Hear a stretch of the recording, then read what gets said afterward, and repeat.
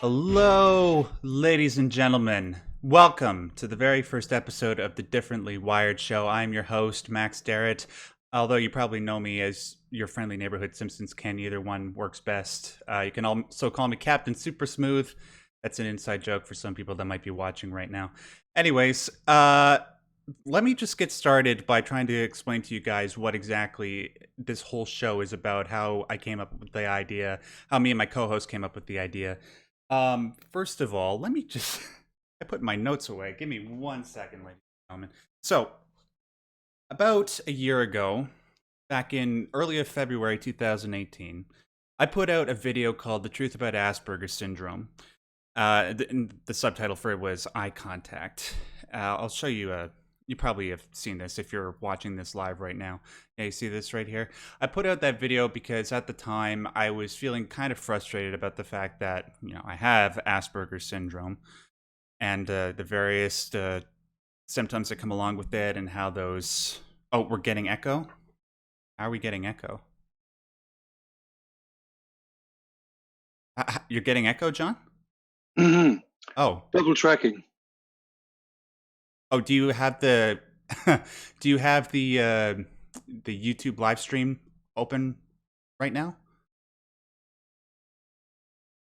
Yeah, the audio sounds fine for everybody. I think what you need to do is you need to mute the uh the YouTube. Gotcha. Okay, that's all you have to do. Okay. Once again, ladies and gentlemen, first episode. I was going to address this a little bit later on in my opening monologue, but this is our first episode, so we're going to have some technical difficulties either on our end or on John's end. More likely on John's end. No, I'm kidding. But anyways, back to Very likely on John's end. yes, very likely. Anyways, back to what I was originally saying. So about a year ago, I did a video called "The Truth About Asperger's Syndrome" on the subject of eye contact, and the reason why I did it was because I was feeling quite hopeless and I was in a bit of despair because of how I didn't know how I was going to be able to deal with the symptoms of Asperger's syndrome. You know what, like eye contact, problems with that, having meltdowns all the time, being able to maintain consistent friendships. So what I did is because I had a YouTube channel and I had some people that watched some of my videos. I put out a video called "The Truth About Asperger's Syndrome," and I did it sort of as a cry of help out into the internet ether to see if there was anybody else that felt the same way that I did. And the response that I got was utterly unprecedented. Like to this, almost a year later, I've gotten like nearly 500,000 views on all these videos together, and a lot of people were just leaving these really heartfelt comments. I saw a lot of people saying, it's like you're describing my entire life to a T. And what was really stressing me out, like, obviously, it was wonderful that I was getting all these comments, and it's still wonderful that I'm getting all these comments, but I was feeling kind of stressed out because, like I said, people were being really nice and asking me questions, but there were so many of them and dealing with a lot of complicated subjects, a lot of complicated moral subjects that I didn't know how to address all of them and as efficiently as I wanted to. So I came up with this idea of doing a live stream so that people who have watched these videos and are going through these problems right now could come to this channel and talk about their problems and try to find some decent advice, try to get some decent resources to help them with their problems. However, I I wasn't sure exactly how I was going to be able to do this all on my own because after all, I'm just a 25-year-old guy who does YouTube videos in his spare time. I'm no medical expert. However, a man that I've been working with for the past few years happened to send me an email a couple weeks after I originally came up with this idea, and he said, "Hey, I kind of like to. I came up with this idea myself. How would you like to collaborate and do a live stream on your YouTube channel where we try to help people with mental health issues?" And this person in particular is this guy that you see on the right side of your screen named John Tucker. Now, John, people briefly heard your voice there for a second. Do you want to Good. introduce people to who you are, what you do, and why you do what you do? Sure. My name is John Tucker. I'm an ADHD coach. I was an educator of various kinds for about 1,000,000 years. That's a very gracious younger picture of me that you see on your screen. I don't know, several years ago. You I still love look pretty ADHD. much the same. Yeah, here's a little different. Um, I found when I was in grade 9, I like to work helping people find their function. Like, I sort of thought of it as a mathematical calculus kind of thing. Like, people are best at something. Something clicks in them in the world outside. So, I mean, I've noticed that since I was in grade 9, that I felt comfortable helping people get that way. As a teacher, I did that. As a school principal, I did that. When I was doing other jobs at other times, I kind of like connecting things up. So the world of ADHD coaching worked very well for me because people come with things in disarray, sometimes obvious, simple, easy things. They just couldn't quite connect the dots. And here I was with the honor and privilege of being able to tease out the solutions to a lot of issues that were inside them. And the solutions were there inside them. And it was just a question of, having a chance to talk about. So the work that I do, coaching people is an awful lot of fun, and it feels wonderful when people go away saying, "Oh, all I have to do is this, and this will happen this way, and my life will have hope and it'll have merit." So anyway, it's lovely work. That's Mhm. who I am. Yeah, I can vouch for him because John has personally helped me in the past, especially when it comes to Asperger's syndrome, helping me find resources, helping advocate on my behalf to my parents and my school and my workplaces. And ever since then, I guess John saw something in what I do here on my YouTube channel. So hopefully, you and I, John, just starting on this very first episode, we can actually uh, have some great experiences together in the near future, including this one. So, let me just explain to you guys quickly how this entire show works. So, what we're going to do for now, this is the format we're sticking with for now. Obviously, leave us recommendations in the comments afterwards if you think we should remove something or add something. But what we're doing currently, we're going to set a topic for each consecutive show, a main topic where we talk about one particular issue for 10 to 15 minutes.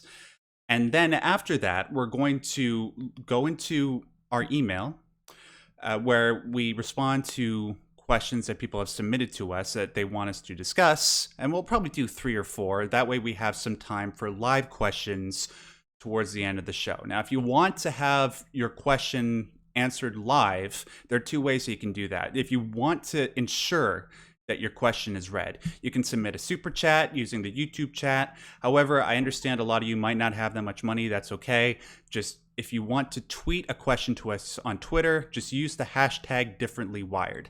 Now we'll give you the details. Like I'll put the details on screen a little bit later on once it's around time that you guys should start submitting those questions. But for now, we're just going to go into our first main topic. So forgive the graphics. I kind of messed this one up a little bit. But when I first announced the show, a question that a lot of people seem to gravitate around was whether or not you should hide a particular diagnosis, whether it's if you have high functioning autism or ADHD or depression. And when people started suggesting this, in the YouTube comments, there was a lot of likes for it. So I figured this might be a decent one to start off with. So, John, I'll give my details in respect to my own life as to how I dealt with telling people about my Asperger's diagnosis and whether I did or whether I didn't, given the situation. But I just wanted to ask you first if this has been an issue when it comes to your particular clients and how you might have helped them deal with it. Yeah, it's always been an issue. Well, not always, but quite often an issue. Uh, Less so sometimes in school, more so sometimes in the workplace.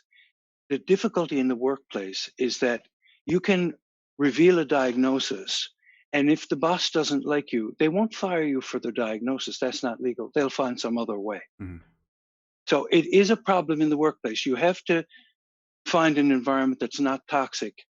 In other words, you have to test the water. If you're going to reveal a diagnosis in the workplace, you got to know something about who you're revealing it to, unless the accommodation you need is so obvious.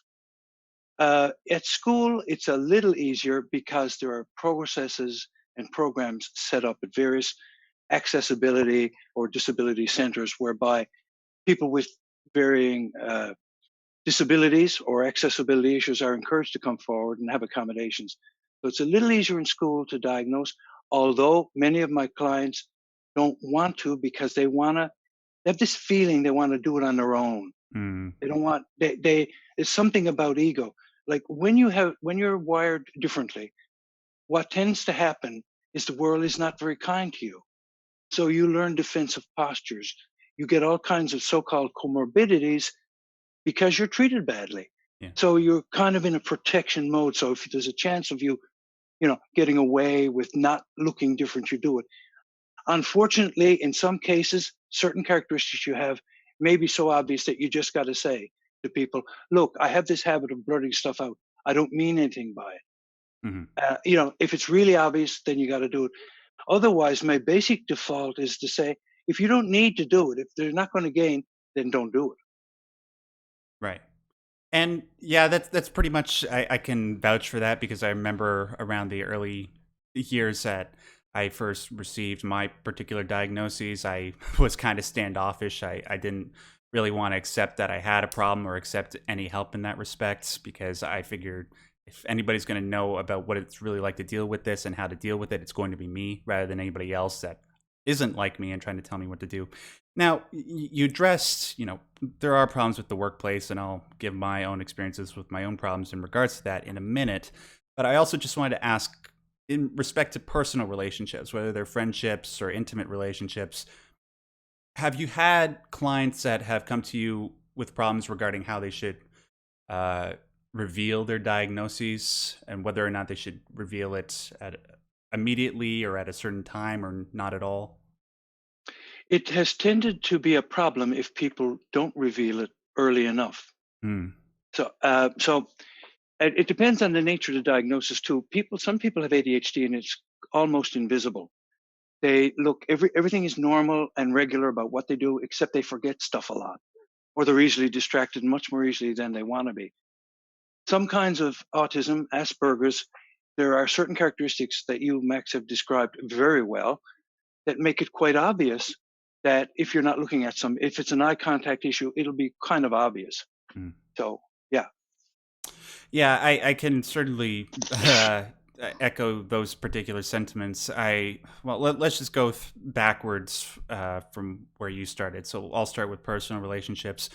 When it comes to people that I meet, thankfully, I think I've developed some skills where I can hide my particular eccentricities for a little while. But then things get to a point where I feel like I've talked to them for long enough and I don't look them in the eye, or maybe I spend too much time talking about one particular subject that's of exclusive interest to me, or I just sort of blurt out because I sort of trust that they are decent people that, hey, I don't know if you recognize these particular behaviors in me. It's because I have Asperger's syndrome or general anxiety disorder or ADHD, depending on what situation, in what situation I'm exhibiting certain behavioral displays. And thankfully, once you sort of establish a common humanity with the person that you're talking to, and they realize that you're a decent person and that you're just trying to be nice and you're trying to engage them intellectually and you're respecting their time, people tend to be pretty receptive. Now, in respect to work, that can be a little bit more complicated because there's the financial aspect of everything, and you don't want to be a drain on an employer's time and resources and money. So it's a little bit more tricky. What I would recommend is doing everything that you can to get the job first. So whenever I've tried to apply for a job, and this is following when I got my diagnosis for Asperger's, I do my best to not reveal it. So that way, when they give me the job, they have a harder time trying to get rid of me. And at least, I know that sounds bad, but just bear with me here. And once you actually get started and you put forward your best effort and they see that you're of value to the entire team, then that's when I would recommend that you unveil your particular diagnoses to your employer, because once they see that you are it's not the word, an asset. I was about to say a commodity, but an asset to the team, they're a lot more likely to be accepting of you in your job and providing accommodations. For example, when I started my most recent job back in, when was it? The mid 2017. I worked there for 2 months. I worked my ass off, and unfortunately, there were some circumstances when I was at my job, I was melting down because I didn't know what I was doing, or I was so stressed out, and I felt like I was going to let somebody down. But I got through it, and then once I told my employers about my diagnoses, they were more than supportive. And I have been working there ever since. Whereas compared to other jobs where I didn't reveal my diagnoses, or I revealed it at the improper time, and I only kept them for 3 or 4 months. Yeah. Yeah, and in respect to school, I know there are a lot of people that come to my channel that are students that I just want to address. Obviously, I think this should go without saying, but unfortunately, some people don't realize this. Schools nowadays, particularly post-secondary education, they tend to be very, very accommodating of all these issues, because obviously, if people, it's a sad state of affairs that perversely works in our favor. But if something happens on a university campus where a student gets offended, it can evolve into a really bad-looking scandal. It's something that we've seen happen a lot on Canadian universities the last couple of years, for example. So what they want to do is they want to try and be inclusive to people with different mental health problems or disabilities. There are tons of different outside organizations and inside organizations surrounding the university that you can look out to. I suppose that when people start submitting questions surrounding that, we can address things more specifically. But as it stands right now, yeah, things in school are generally pretty good. John, I don't know, when it comes to your particular clients, if there are any stories that you can share, like success stories. Maybe you can keep them anonymous just to give people an example. With regard to the revealing of a diagnosis? Yes. Okay, I actually have one in mind that's a very interesting case where the person was a senior librarian who did not want to reveal her diagnosis because she was afraid of what might happen. Hmm. She was long in the job. What we did was we worked with her. Well, okay, let me step back a bit. The Yep. problem was they wanted her to do research work, which she was very, very good at, Hmm. very complete and very thorough. They also wanted her to man the desk where she answered questions when people passed by. She was also very good at that. However, they wanted her to do both simultaneously. Yeah. You see the problem? Mm. So she would hyper focus on her work. Ding, somebody asks a question, her work is blown for hours. Yeah. So so what we did is what she got comfortable with saying to her employer, look, I'm really good at this or I'm really good at that.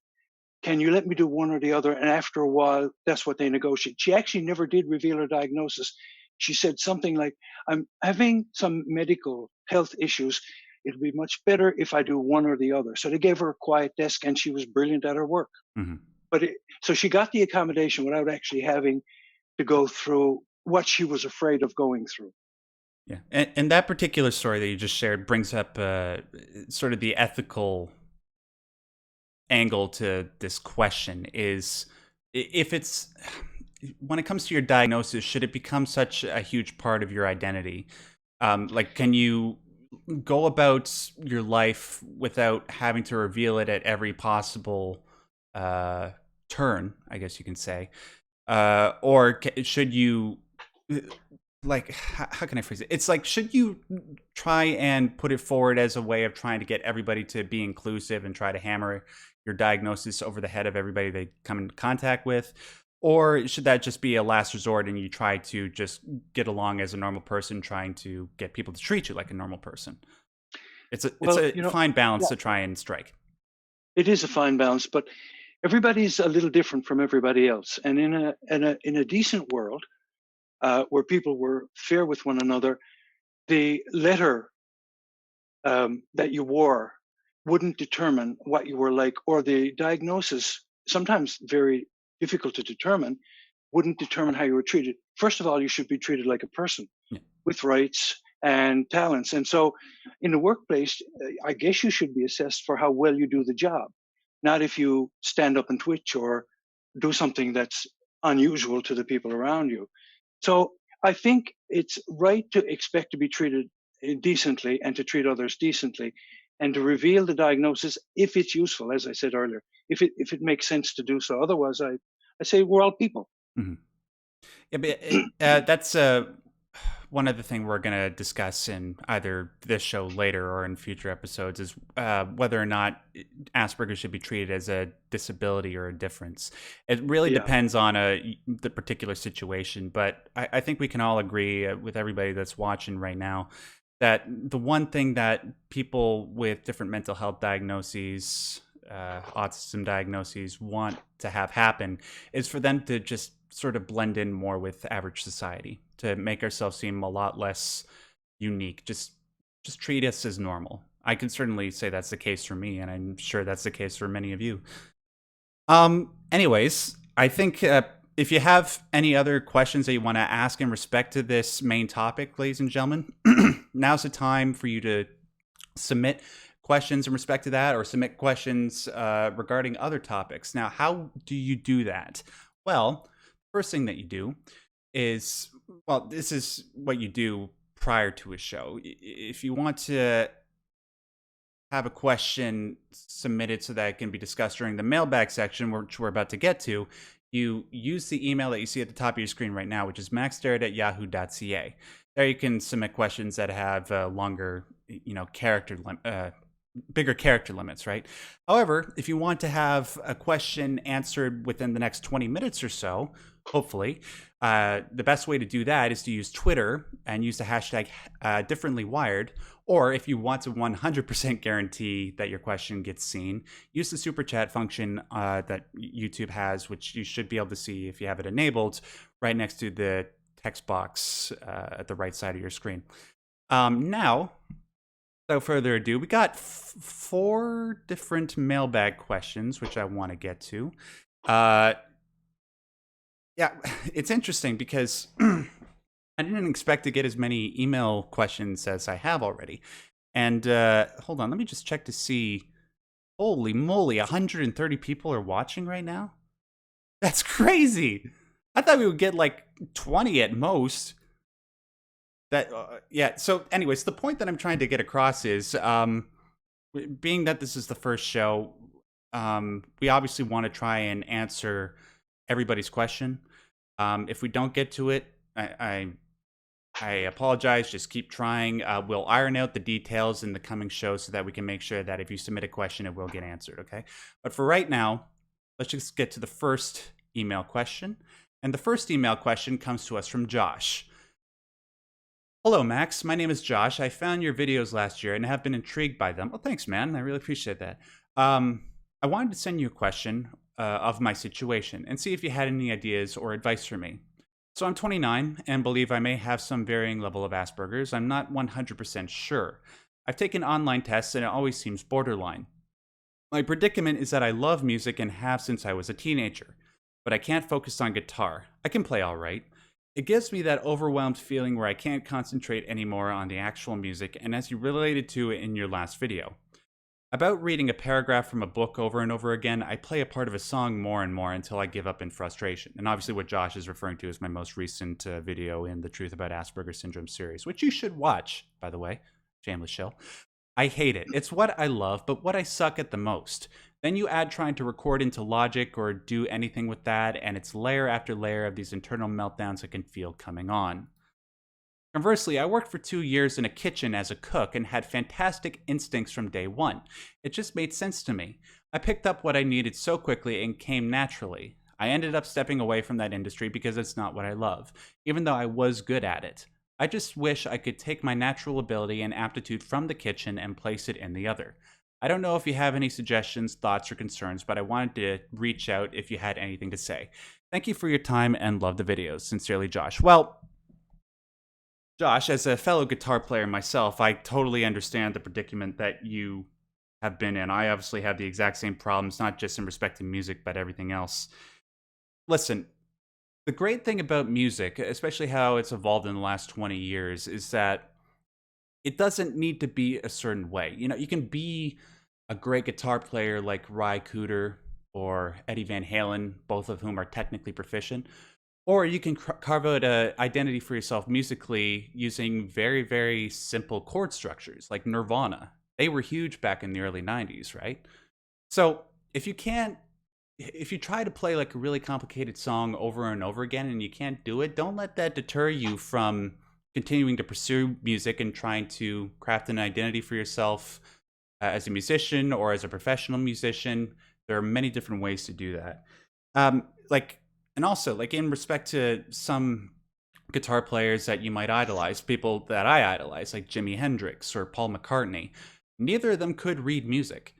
I can't read music. Yet I've learned to play, I don't know, guitar solos from Guns N' Roses, not to toot my own horn. I am a little bit though. I Of do, course. and also, you know, there are other ways you can do something really interesting. Like you can do covers of pre-existing songs and make them your own. Like you know how, like just speaking of Nirvana, you know how Tori Amos did that one kind of crappy cover, "Smells Like Teen Spirit." You know, not a good example, but there are other examples where people have covered pre-existing songs and made them great. Oh, you know, John, the song "Blinded by the Light" by Hmm. Manfred Mann. Hmm. Did you know that was originally by Bruce Springsteen? No, Yeah, that was originally by Bruce Springsteen. It sounds like a completely different song. Yet Manfred Mann took that and made it a classic, right? Um, absolutely. and also, like, if you're adamant, like, it sucks that I can't do the music without having these meltdown problems, but I still want to become technically proficient. I understand. Let me offer you a couple suggestions. Uh, One way you can do it is by watching how other people play the same song on YouTube. There are ways where you can slow down the video so that you can start at a certain speed and then work your way up to until you get it at the same speed as the original track. Right? There's this one great app that you can download on the Apple App Store called the Amazing Slowdowner, where you can do the exact same thing but just with audio tracks. Um, yeah, so whenever it comes to any different situation like this where you're having meltdowns, there are many different ways where you can enjoy something or pursue something without it having to cause you a lot of stress. Uh, in regards to music, that what I just mentioned to you is what worked best for me. And I know a lot of people that are listening right now don't really care about music. If you have a similar situation like this, I implore you to send your situation to me either via email or Twitter, like we just previously discussed. Kind of took up the airspace there for the last 5 minutes.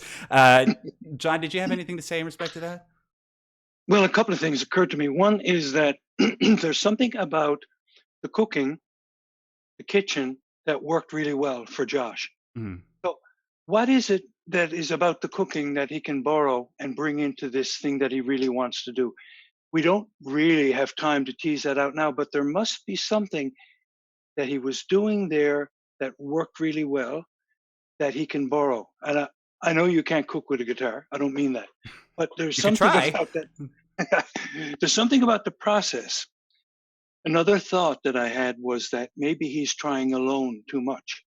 Maybe he should be with people who are Yeah. encouraging people. It could be a jam session where it's not an official band. Maybe he could just share this with others who say, "Yeah, I know. I see. It's hard to get that done," and so on.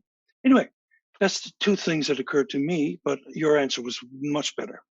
Oh, thank you. I agree. No, I'm kidding. No, I'm kidding. I tend to be a little bit waspish. I actually mean it. I'm just doing it to be colorful. One other thing that I'll just say about working in a kitchen. If you have Asperger's and you're working in a kitchen, that can become quite stressful. I remember my first job was as a dishwasher.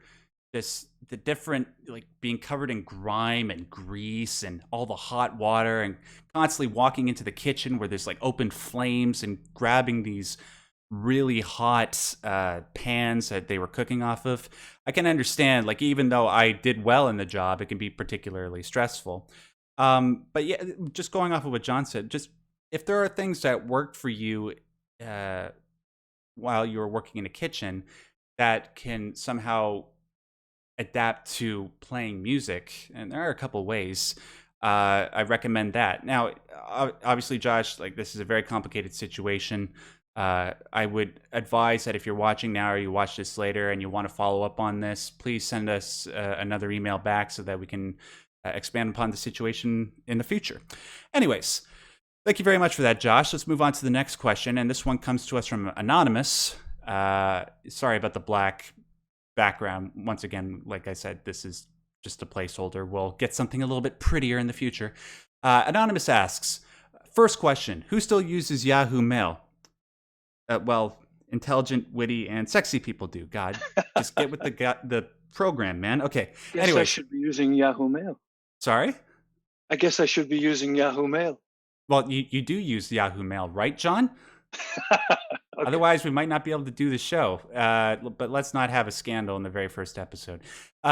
Second question. Second question. Do you think Asperger's should be thought of as a difference or a disability? Oh, well, we were just talking about this. While I understand that some might take the label disabled very personally, and many autism advocacy groups are trying to push the idea that autism is simply a different way to think, the fact is that most people on the spectrum struggle a great deal with everyday life. If neurotypicals see the condition as merely a tiny difference in thinking, they might not take the often life-ruining aspects of AS seriously. Okay, well, let's just deal with the second question first because he has two other things that he brings up in the next little while. So just bear with us. Let's see. It's sort of like I alluded to this just a few minutes ago. It really depends on the situation. For the most part, I would recommend that you try not to focus on having Asperger's unless it severely impacts the way that you're living your life. So, because otherwise, Asperger's becomes your entire identity. And nobody wants to have an immutable characteristic become their entire identity. That's why, we abhor racism. That's why we abhor sexism, right? Because we're more than that. However, like we were just discussing, there are times where, things come to a head where you have to come clean about what's going on. And unfortunately, it might jeopardize a couple of things and you'll have to start all over again, like in a workplace situation. But it's better to come out about it, be open about it, being honest about it. That way you don't, torture yourself psychologically, brood and spin until you just drive yourself into the ground. It might mean that you might lose a job or lose a budding friendship, but if that's the case, then you don't deserve that job, you don't deserve to be that miserable, or you don't deserve that particular friend. John? Yeah, I'm tending to think that the label of our show gives us the lead into where we fit in that. With neuro developmental issues, neurobiological issues, brains are wired differently in a lot of different ways across a whole spectrum of things. And if you focus on the negative, that's what tends to grow. Mm-hmm. If you focus on the positive and the strength, that's what tends to grow. So thinking of yourself as a disabled person is not like a person who can't do stuff in that sense. It is kind of negative. It's kind of a downer for you. Mm-hmm. It's better for you to focus on those things you do well. I mean, Stephen Hawking didn't focus on the fact that he used a chair. Yeah. He focused on other things, and he's not thought of as a guy who used a chair. There's a lot of people who make it with ADHD, for instance, that are actors, who are industry leaders. I have clients who are lawyers, who are physicians, who are psychiatrists, and so on. Quite good at their work, but they have some issues where they think differently. So I tended to lean on that side of it. Yeah. Yeah. And I was just looking at my notes here in respect to this email question. Obviously, when it comes to certain symptoms of AS or any other mental health problem, certain symptoms have a greater tendency to create problems compared to others, right? So, for example, Mm, obviously the one main symptom of Asperger's is having eye contact problems. Well, that doesn't automatically become a disability because, a lot of people communicate online nowadays. They communicate via text. People, when it came to my ex girlfriend, who I was with for 2.5 years, our relationship started because we just started texting across the internet. And thankfully, the Asperger's didn't really become a topic of discussion until 3 months in, when I felt like I could trust her and have that particular discussion. But however, meltdowns, sometimes you just get sensory overload, like in the case of that, what was it, a librarian you said? A secretary? yeah, A yeah. librarian, okay. Where she couldn't do the two tasks at the same time. Obviously, that I can empathize with that, because anytime there's a problem with my routine, my daily routine, it tends to bug me more than it ethically should. Um, so in those circumstances, I would say that you probably should consider in telling somebody about it. But if there's some way where you don't have to, but you can appeal to somebody based on, your pre-existing competence, then don't bother. It's only in situations, and workplace situations, and personal situations, uh, in those types of sorry, I lost my train of thought. See, one of the things that's going to happen a lot when we're doing these shows, because I have ADHD, is you lose your train of thought, and John can vouch for this. What was I saying, John? Well, your train left the station. It's okay. Yeah, We're- this is a live show. yeah. It's going to have to be live. It's going to have to be real. It's going to have to be authentic. We have wandered back to the theme, the opening theme, and that is whether to reveal or not. Hmm. And if it's going to interfere with your work situation, and you have to say, "Look, I can't do this because I need this accommodation," because okay, fine. But essentially, I think of folks who are my clients as persons who have issues that they want to address. So I might be coaching somebody, and I'm there for a month or two, and I say, I forget, do you have a diagnosis or not? Because we're not talking about the diagnosis. Hmm. We're talking about strategies to live your life effectively, meaningfully, purposefully, with a sense of agency. And that sense of agency might be as simple as getting used to the routine of getting up and doing a workout or Yeah. going for a walk. Hmm. Uh, I have clients who struggle with getting a routine going. And because they don't have a routine going, they lose a sense of some control of how their life is working out. So the small little things you can do to get your life on track and get a routine going and have things doable, dependable, that's the kind of stuff I work on. So I kind of forget if there's a diagnosis or not. I Yeah. kind of work on how to live your life, how to get stuff going for you. Right. So basically, just to summarize, ladies and gentlemen, in the most general sense, don't make it the most important part of your identity unless the situation absolutely calls for it. Now, obviously, I know there are a bunch of people just listening to us right now and just saying to themselves, well, I have this particular situation where I really think I should, but I'm not sure.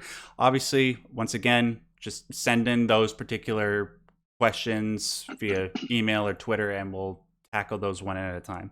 All right, next question. Still from Anonymous. Third question. You recently mentioned that you finished university. Congratulations on that. This guy. Thank you. I appreciate that, dude. My question is, considering how often people with AS drop out of school and check out of society completely, how did you manage to get through school? How do you deal with the everyday grind of life? Any tips? Okay, I'll make this very quick and very simple. You have to find stuff that you find meaningful.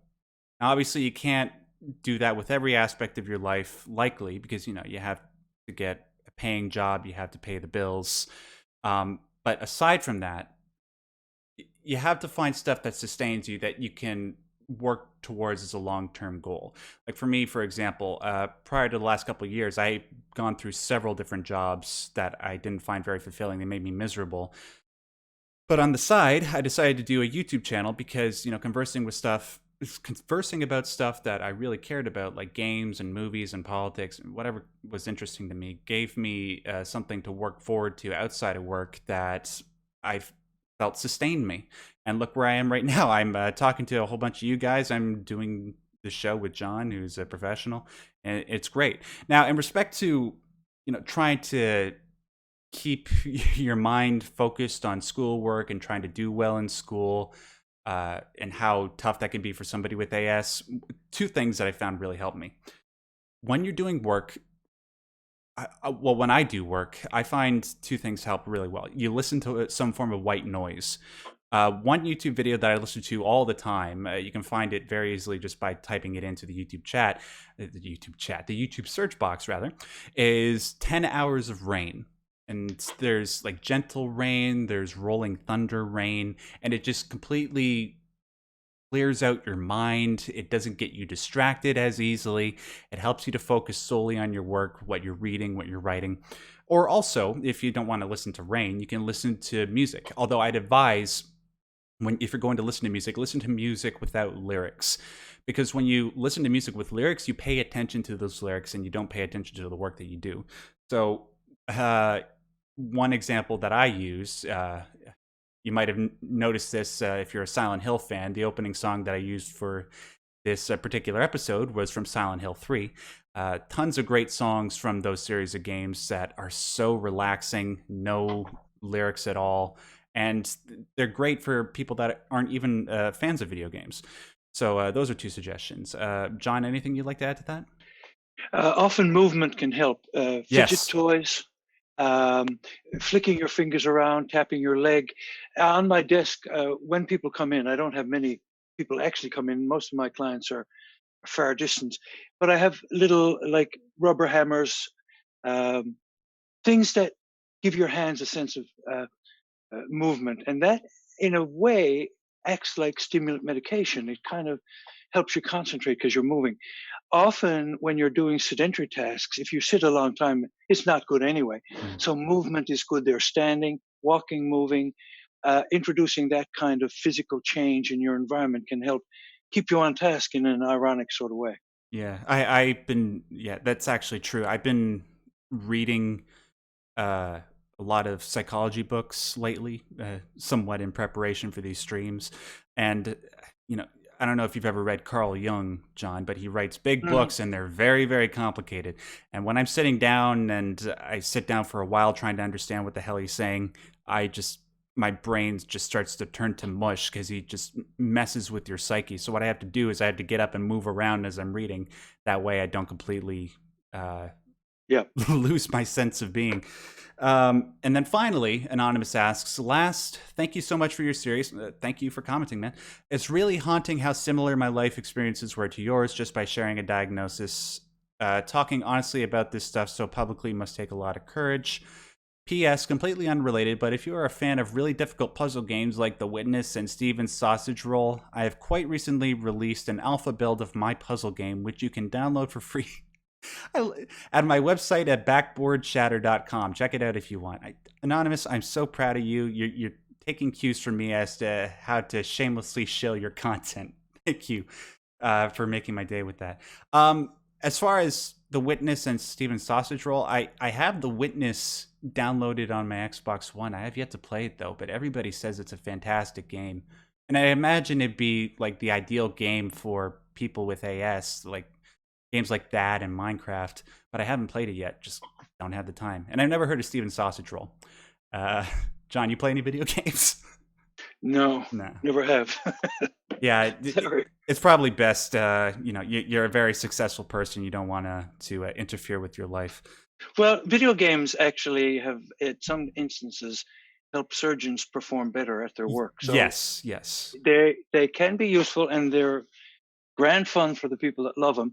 The problem with them can be that you can become very addicted to them, and it's 4 a.m. and 6 a.m. and you're bleary eyed and you just fall over. Mhm. So yeah, if it's at that point, you kind of got to figure out ways of extracting yourself from the maw of the dragon, as it Yeah. were. Yeah, you're right. Yeah, I was being sort of facetious about, video games ruining your life. Obviously, I love video games. They're a huge part of my life, but everything has to be taken in moderation. All right. Thank you so Yeah. much for that, Anonymous. Moving on to the third email question. I just want to remind you guys, if you haven't sent in your live questions already, make sure you do that. We're about to get to them in just a few minutes using the hashtag. Here, let me bring it up again. Hashtag differently wired. should see at the bottom of your screen right now. We'll get to your questions in about 10 to 15 minutes. All right, moving on to the next question, which comes to us from Point Curation. Excuse me. And Point Curation asks, can you simply describe autistic Asperger holders as tetrachromats versus 99% of people being trichromats? Neuroatypical people may literally perceive things that neurotypical people do not. A more common metaphor, someone who tastes cilantro like a delicious herb that goes into delicious food, or someone who tastes cilantro like a dirty soapy herb we requested not go onto the specific dish when we ordered the food. Okay, now, John, do you know what a tetrachromat or a trichromat is? No idea. Okay, well, you know how when human beings perceive color, there's sort of three base colors. One is red, one is green, and the other is blue, right? Oh, okay. You don't know what I'm talking about, do you? I kind of will know when you finish it. Oh, okay. Well, it's like, okay, you ever have a printer, and you know how there's like the three main colors of, what is it, cyan, magenta, and yellow? Yeah. Well, those are sort of like the three base colors that you draw from so that you can produce all the other colors. Well, supposedly, there's, if Point Curation is correct, the majority of human beings see color using three baseline colors, red, green, and blue, whereas tetrachromats use four. So basically what he's suggesting is that there's, I guess, maybe like a higher form of evolution, or maybe, I don't know, an evolutionary anomaly. Yep. And this sort of extends to the whole belief that high-functioning autism and Asperger's is a higher form of human evolution. I've heard that argument. I think it's a very romantic idea. I'm not sure if it's entirely true. While it is true that there are a lot of people that are high-functioning autists that have higher than average IQs, I don't see how it can be a higher form of evolution when you have benefits like that, but you can also have things that can be seriously detrimental when it comes to integrating with wider society, like the various issues we brought up until this point. John, have you heard about this? Like people saying this about Asperger's? Well, what I am impressed by with my clients is how very, very bright they are. If somebody calls me up and says, can you help my son? My son is gifted, right? Yes. I get that an awful lot. I went to a conference one time, and a mom told me she had her young child in school, and the kid was in special education programs, getting all kinds of help, failing everything. I said, this is the wrong school. Mhm. And when she went and put her child in a different school, that school put her in a gifted program. Yeah. And I am constantly impressed with the brilliance of the clients that I have, the insightfulness. So I am prepared to believe that this kind of brain is quite special in a good, positive way. My ADHD clients have 7-league boots on their mind. They can visualize vast scenarios of possible things that can be an outcome of a particular set of activities. The difficulty is the world is an unfriendly place. And if they mutter all this vast stuff at once, people get confused, can't follow them. So even though it's metaphorical to think of it as a higher form of evolution, I do think of it as a really special good brain. Mm-hmm. Yeah. Which can be a problem if the world doesn't accept that. Yeah, exactly. It's the classic Superman story of Kind of, yeah. Yeah. Let's just say for now, until we have more research from professionals on this subject, let's just say that I suppose the most important thing that you can do is try to be humble about your talents and put them to good use, because there are a lot of circumstances where people that have AS, some form of it, set the standards in their fields of expertise. Like Alan Turing, he's one of the guys that is credited for inventing the modern computer. Dan Aykroyd, a very famous comedic actor, had AS. A lot of people believe Robin Williams had AS. Just a few examples off the top of my head. Thank you very much for that Point Curation. And then we get to the final email of the day, which comes to us from Reed. And Reed says, "Hi, Max. My name is Reed, and I have Asperger's syndrome just like you. I saw that an ADHD coach named John Tucker was going to be in your latest video stream, and I was wondering how you came about meeting. Was he your mentor while in college? Did you often have consultations with this guy for a while? I don't mean to seem rude or intrusive, I just had a small spark of curiosity. Anyways, I hope to see a response from you soon. Have a good week. John, do you want to take this one? Well, you should start. Okay. Um, as far as I remember, I think I was just having a lot of trouble at school at the time, and the problems of these diagnoses that I had weren't getting the adequate support that I needed. And my mother, being the lovely person that she is, she went out of her way to try and find resources. And she thought that, with a lot of the problems I was having at school being attributed to ADHD, maybe she could find somebody that specializes specifically in that. And I think that's how she found you. And then that was what, back in like 2015, 16? Probably 15. 15, yeah. And then for a couple of years, John was an enormous help to me. He basically helped me survive university. And he's one of the main reasons why I actually managed to, well, I'm almost graduated. I still have to fill out the forms, but I'm there. Is that it? Is there anything I'm missing? No, I just checked my file. It is 2015. Wow. No, what was interesting about you as a client is that I could see that you were brilliant, and I could see you were in a career path that was fabulous for you, and you loved doing it. Yeah. But you weren't even sure that it was going to be a legitimate thing, but you kept doing it. You had all kinds of issues with all kinds of stuff, so it was always interesting to chat with you. So, and it obviously worked very Yeah, well. it did. And thank you for that, John. And just one other thing before we move on to the live questions. It just goes back to what who was it? It was the anonymous person that sent in their question. Was saying about doing work that doesn't drive you crazy.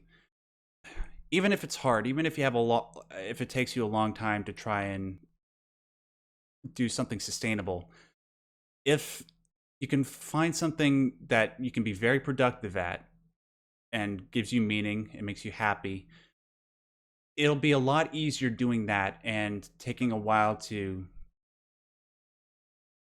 build a sustainable future for yourself than it would be to take the safe route but be completely miserable. And I found that to be especially the case when it comes to not just my life, but other people that I've conversed with online and in real life who have the same problems that I do.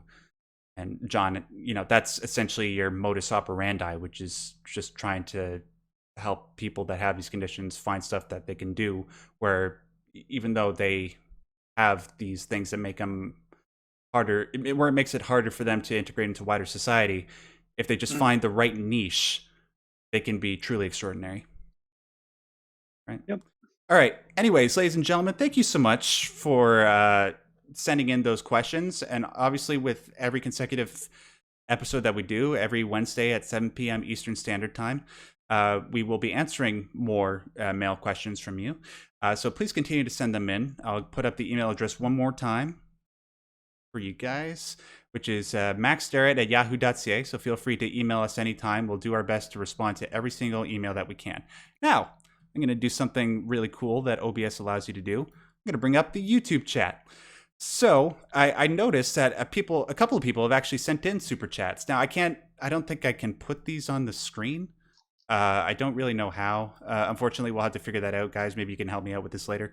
But Marcus Fowler sends us $10. And he said, so I have been active duty in the U.S. Navy for almost 2 years. My Asperger's, for the most part, obvious to those around me. And officially, it is not allowed in the military. How should I proceed? Well, John, you've had some experience with the Navy, right? I did. Yep. And I can tell you it's a lot about relationships. So the initial thing that I would do would be to identify someone in a leadership position, a divisional officer, a chief, or someone you can trust, and have them guide you through the process. Mm-hmm. If your symptoms are obvious, then clearly it's not stopping you from getting your work done, because if you couldn't do your work, you wouldn't be there for 2 years. Right. So some people are turning a blind eye to stuff and they don't know for sure. So you have some credibility with some people, and I would go and talk to people in a rank above you can trust and just feel them out about steps to take. Hmm.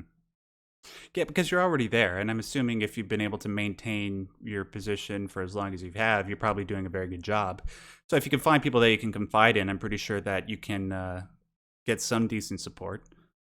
Yep. There's a lot. It's much more of a hassle to fire people than people tend to realize. I mean, it seems real easy, what with social media scandals happening all the time, but it's a lot more of a hassle because there's. There is a second thing one can do in that situation. If there is nobody in that sort of a position that you feel comfortable talking to, then you can go and talk to the medical officer or chief petty officer or a chaplain, because they have confidentiality built into their roles. Mhm. So it, if there's no safe leader in front of you, you can go to one of those kinds of people who will listen with more empathy. Yeah, and there are obviously outside humanitarian organizations that you could look to as well. Um, Also, before we move on to the next super chat, I just wanted to point out Laws Turner in the chat. This just happened to catch my eye. She asks, "Could you let us know if we can view this video later? I couldn't keep up." As far as I know, as soon as this stream ends, YouTube makes an unlisted archive of it, and I will make it public. So hopefully everything's okay with that. And also, I plan on making clips for everybody so you can share those around with people that aren't inclined to watch hour-long shows, which I totally understand. Anyways, next super chat comes to us from Kenneth Leo. He sends us $5. Thank you so much, Ken. He says, "Hello, I've noticed this on a forum before, but do you believe that a high percentage of people with AS believe in the ideas of Nietzschean existentialism?" Oh, that's a really complicated question. Although, thankfully, I happen to be reading a lot of Nietzsche lately. Um, I suppose that when you have AS and you tend to differ a lot from the average person, and you don't really know how to get past these boundaries at first, it can lead you to questioning the meaning of existence. And it can lead you down the path of Nietzsche, where you could be a postmodernist and you have a hard time seeing any canonical meaning in anything. However, what I found when it comes to people that I've been conversing with that have AS and their thoughts on existentialism, yes, a lot of them do tend to look at works by Nietzsche and Camus and Kierkegaard and Jung. But a lot of them, because a lot of them are so brilliant and so much fun to talk to, they actually find the hope in studying existentialism because it essentially gives legitimacy and form to thoughts that they've had for a long time, but they were never actually able to articulate. Um, and that's why a lot of these thinkers were so popular once they first started and they endure for so long. It's because they deal with really complicated subjects and give hope when it comes to dealing with really dark themes. So, to answer your question, yes, I do believe a lot of people with AS tend to deal with the problems of existentialism, including myself. And I think it's worthwhile reading some of the canonical literature, like Nietzsche's Beyond Good and Evil, obviously Albert Camus, like I just said. Modern Man in Search of a Soul is a great book by Carl Jung. Man's Search for Meaning is probably the greatest of all types of existential books on this subject. It's have you heard of that book, John? Man's Search for Meaning by Viktor Frankl? Yes, indeed. Yeah, Absolutely. it's a terrifying book. It's about a man named Viktor Frankl, a psychologist who managed to escape the Nazi Germany concentration camps, and it was about his experiences in those camps and what it taught him about psychology and how to provide meaningful lives for people. It's a very short book. You can read in like 2 hours, but it's one of the most important books you'll ever read. So definitely check that out. We're almost nearing the end of the show. We did say an hour, but I do have a couple of Twitter questions that I want to get to. Do you have a few more minutes, John? Yeah, there's another super chat in. Oh, there is? Marcus. Yeah, he sent another super chat. Dude, thank you so much. Marcus says, "Your input is appreciated. I found that those in my work center have been turning a blind eye thanks to my effectiveness in my work." See, what did I say? "I worry more of those outside looking in, but your advice may help." Well, it was, yeah, John, he did the job there. Uh, that's I'd like to make a short comment on that, and Yep. that is that you have allies inside in your work that you can work with, and that may give you some sense of comfort about those outside looking in, Mhm. because those allies um, those allies appreciate who you are, and so you're not alone. Yeah. It's not about, the superficial characteristic, but it's about the content of your character. To paraphrase a greater man than both of us. Um, Finally, let's just get over to the Twitter questions. Once again, I have to figure out how to put this up on my screen in another video. But Matthew C. On Twitter says, "What can you do after getting an ASD diagnosis? What resources are there for adults, especially those transitioning into adulthood roles?" Well, I won't sugarcoat it for you, dude. In my experience, the majority of the resources that you can get, you receive prior to the age of 18. However, having said that, there are still resources that you can find. Like John, I put up a video of him and I talking about the value of coaching, which I'll have to remember to put a link to in the description box after the show. There are certain job training organizations that help people with AS so that you can find jobs that cater to their specific needs. Um, and yeah, and also having the diagnosis, it makes it harder for people to fire you, and also makes certain companies with diversity commitments more inclined to hire you. So those are just a couple of things off the top of my head. John?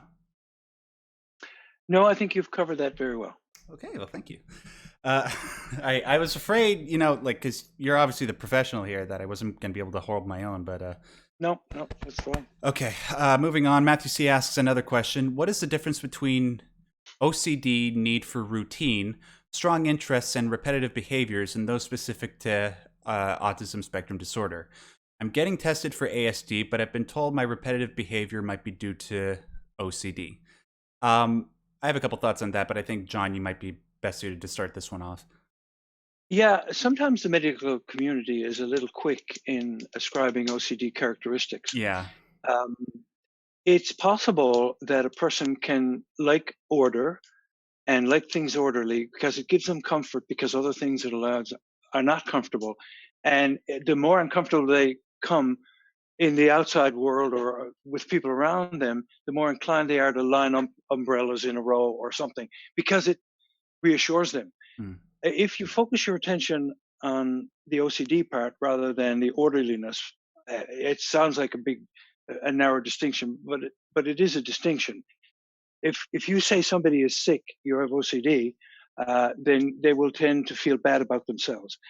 And the other thing that I must say about this is that diagnoses are never black and white. There's always a little bit of this Right. and that. Sometimes people come to me with ADHD and I say, "Hey, look, has anyone talked to you about how it is you can't look up, you know, or how it is you can't?" And so I will send people back to members of the medical community, and they'll come back with a variety. I've got people with 10 diagnoses. Hmm. Now, there's a technical term for that, and it's BS. It, Yeah. Yes. Yes. that's it. That is the It, medical it. term. Yes. That's it. That's the medical and technical term. That's it. If you got somebody with a whole mess of diagnosis, then people are spotting bits and pieces of your personality rather than the whole person. Um, but now, I'll go back. The serious question of OCD, ASD, and so on and so forth, you need to find out about those characteristics, because if they're being considered, then you have some characteristics of both conditions. Mhm. So you need to know how to deal with that kind of thing. Read about both. And also, it's a little bit easier to determine between, like, which diagnosis you might have based on how extreme you are with certain things. So, for example, I don't have OCD, but when because I have Asperger's, I do like things being orderly. I do stick to a particular routine because it keeps me sane. I always have to have my headphones on whenever I'm doing work.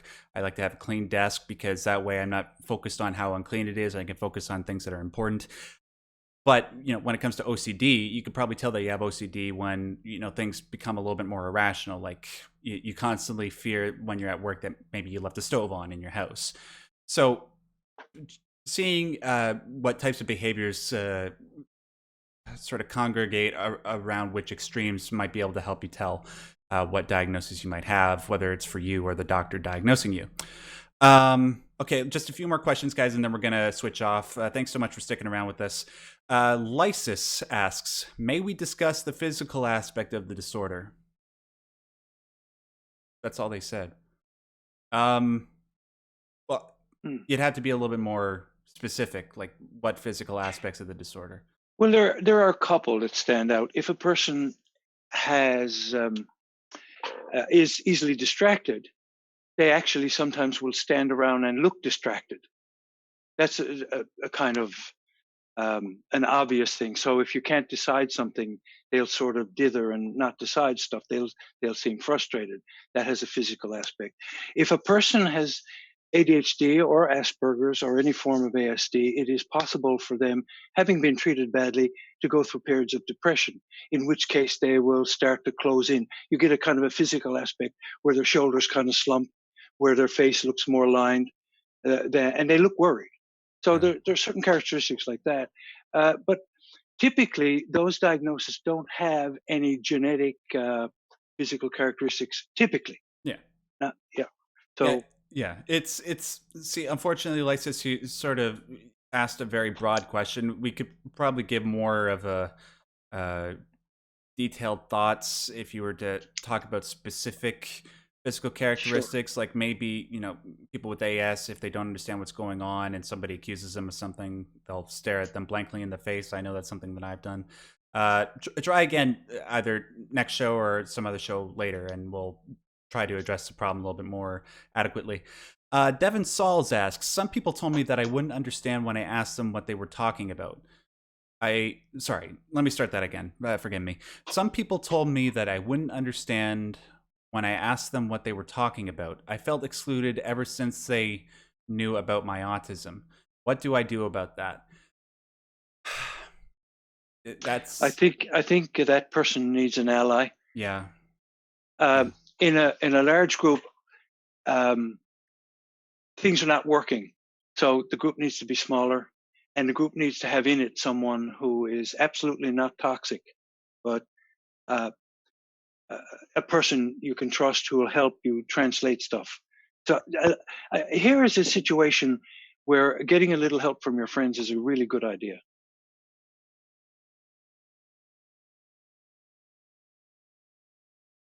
Oh, sorry. I thought you were about to say something after that. My bad. I had a brain freeze there. That's okay. Yeah. There's a physical characteristic. Yeah, there you go. Perfect example. Welcome to the very first episode. So, yeah, in respect to that, God, that question hits home really hard. The fact of the matter is, a lot of people respond to things in negative ways because they just don't understand what's going on. And unfortunately, to make it worse, they're not willing to open their minds. But having said that, you're not doomed to that in any stretch of the imagination. Even though it might feel like that, trust me, as somebody who's gone through that and come out of it, there are ways that you can lift yourself out of that situation. There are people online that can talk to you about ways to approach these different situations. They can be your friends. Like one particular way I go about this, maybe for example, if you want to find people that you can talk with about subjects that they won't discriminate against you for any reason. Find out, like, be true to yourself. Try to figure out what it is that you enjoy the most. Find communities online or in real life where you can meet up with people and they don't really care about any diagnoses or any quirks that you might have. They only care about games or books or movies or stuff like that. That way you can not worry so much about these people that are excluding you for really dumb reasons, but not give them any attention. Not give them any attention because they don't deserve your attention, right? Obviously. So, yeah, hopefully that's an adequate response. I shouldn't have. I'm not gonna. I shouldn't have mentioned this, but I'm going to anyways. Prior to doing the show, this is kind of funny. I tried avocado for the first time. Uh, for the first time ever in 25 years on this earth, and I actually started to have an allergic reaction to it. So I had to take some Benadryl before the show so that I didn't, sound like Kermit the Frog while I was talking. But now it's starting to hit me, and I'm starting to feel a bit drowsy. So I think now is about the time that we should end the show. Yeah, before you fall asleep, it's probably a good idea to say good night. Yeah. But anyways, before I go, I just want to say, ladies and gentlemen, thank you so much for joining us for this first episode of Differently Wired. I just want to remind you, we plan on doing this every Wednesday at 7 p.m. Eastern Standard Time. That date might change later on, depending on, John and I, our schedules, or the schedules of the people watching us. That way we can sort of maximize our viewership. But for now, we're just sticking with that date. Remember, if you want to submit questions, submit them. Here, I'll put it up one last time before we conclude. Where is it? Here. Get rid of the YouTube chat. If you want to submit a question for the mailbag section of the show, make sure you email to maxderrat@yahoo.ca. Or if you want to have your question read out on air, submit your question using the hashtag differentlywired. Or if you want to guarantee that your question is read, make sure you use the super chat function in the near future. Thank you so much for making this a great success, the first show that we've ever done. If there's certain things that you want to see changed or you want to see removed or added in the future, please let us know by leaving a comment in the comment section below after we're done. Before we go, I got to just address this one last super chat that Marcus Fowler left us before we close off. He said, "Fascinating as always, Max. This has been very enjoyable. Always nice to feel less alone out there as far as this disorder goes." Well, that's sort of the main mission of the show, dude. I'm glad that we have made some progress. Perfect. Yeah, perfect. I'm glad. I hope that we can continue to provide that service to people in the near future. And ladies and gentlemen, one last thing before we sign off. If you want to support this show, you can do. I understand a lot of you might be tight for money. Obviously, the reason why we're doing this is because we want to help people that are in that situation. If you want to support the show financially, there will be a PayPal link in the description box below where you can donate whatever is most convenient for you. However, if you can't donate, that's totally fine. But if you want to help support the show, the absolute best thing that you can do is just take the link from this show, or take the link of this YouTube channel and share it with somebody that you think might have use for it. Somebody who might have mental health problems. They might be in a rut or something like that. Just take the link for this particular stream and share it with somebody. That'll help us more than you can possibly understand. I want to thank John for doing this with me, deciding to do this with me in the first place. John, did you have a good time? I had a lovely time. Yeah, wonderful to meet so many nice people. I've been looking at the feed. It's very lively, and I hope we can do this for a very long time. Yes, a very, very long time. I had an absolute blast. I'm a little bit less petrified, thankfully, and I hope you are too, John. Because he was he was having a meltdown himself before the show started. He's like, I don't know how I'm going to be able to go out on stage with everybody, just standing next to that sexy ass Simpsons Kim. And, he's so intelligent and witty. Okay, anyways, that'll do it for us, ladies and gentlemen. Until next time, have a lovely, lovely evening. Bye-bye. Good night.